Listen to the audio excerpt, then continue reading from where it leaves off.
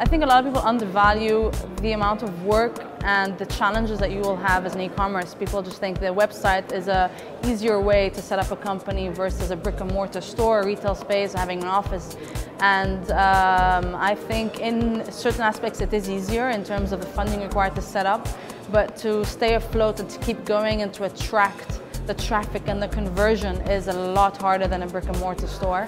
And before you dive into it, just do a lot of homework, because in the US and in Europe, you've got this, the environment of startups where you can work from home, from your garage, and be a grassroots effect.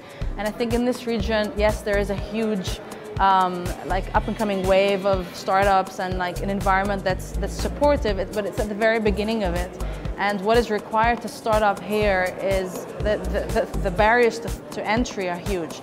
I mean, you can't just start small and go big. Between not being a formed company and then being a formed company is a huge commitment, licensing fees, the restrictions, the marketing dollars that you need to make a ripple.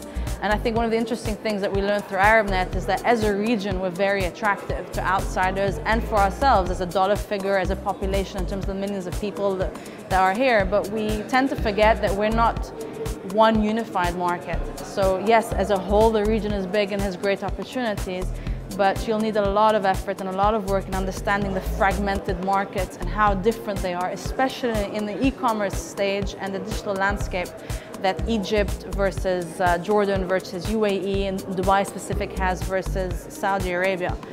They're huge markets, huge potential, but the approach and the maturity of each market is going to be very different in how you approach them and service them.